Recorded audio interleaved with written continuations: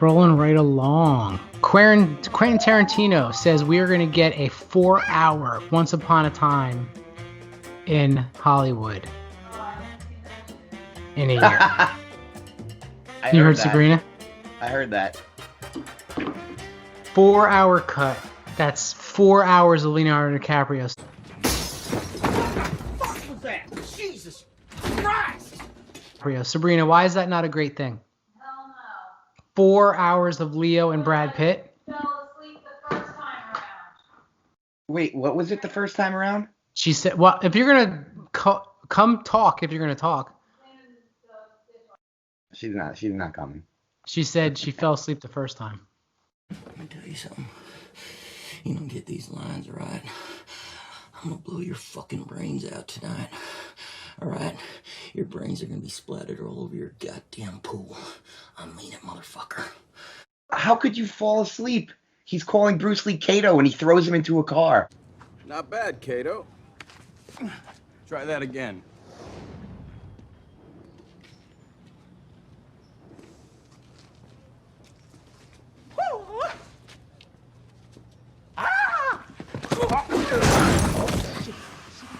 It's the greatest scene in history. Besides the flamethrower scene by the pool. I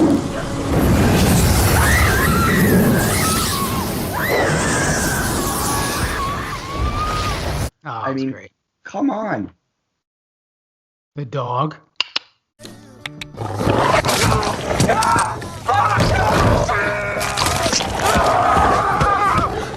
You know what, dude? Jenny didn't like the movie either, and neither did my mom or her sister. I think it's a dude movie.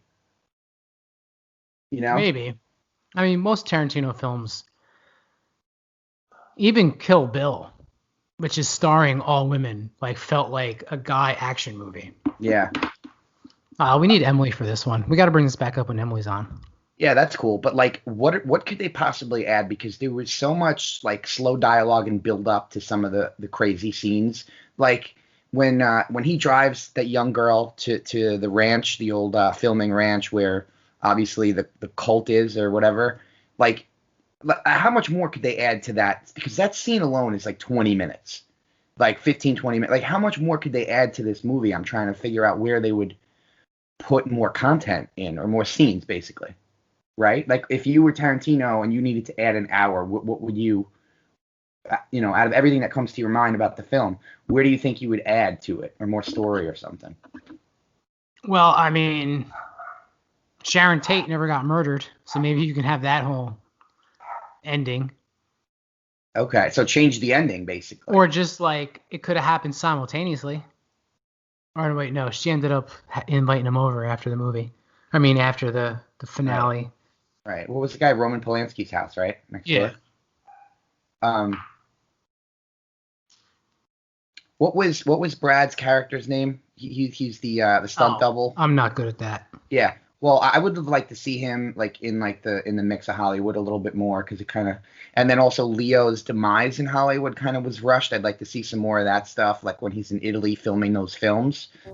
Hi, this is Rick Dalton, better known as Bounty Hunter Jake Cahill, speaking on behalf of Red Apple Cigarettes. Now, I smoke Red Apples, been smoking them for years, but since the Red Apple Tobacco Company's been around since 1862, you'll see Jake Cahill smoke Red Apple too. It was kind of rushed. Maybe we could see some more of that stuff, because it's such a creative storyline that I feel like you could dive into a lot more of the timeline, because it skips a few years. You know? Yeah. We'll bring it back up when Emily's here. Yeah, I'm curious. I'm curious. All right. Definitely something I would like a female perspective on. By the way, right. I don't mean to digress, but like, no, we're speaking of like directors going back and extending their movies. Did you see that Sophia Coppola like changed the Godfather 3 and changed the name of it, and like it's different? Like, I don't know what she did, but the movie's different now. Sophia or Frances? No, his daughter went ahead and like, didn't she direct the third one? No, she starred in it because of Winona Ryder got sick and couldn't film. Got it. So she terribly played the role of Garcia's girlfriend. Okay. Well, then I may have it wrong, but The Godfather Coda is what it's called, and it is done by Sophia Coppola. It's called The Godfather Coda: The Death of Michael Corleone, and it's basically a redux of The Godfather Part 3 that adds crucial new context and redeems Sophia Coppola's notorious performance. After tonight, you won't see me anymore. I'll always love you. Love somebody else.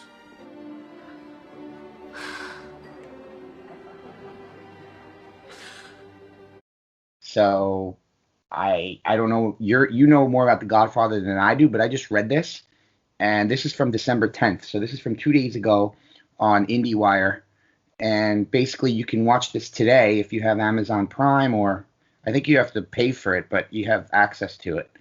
And they kind of changed a bunch of stuff in the movie. Well, I do have Amazon Prime, but I'm not going to pay for it. Yeah. I will. Yeah, I'll check that. I mean, I'll watch it again. I haven't seen it in years.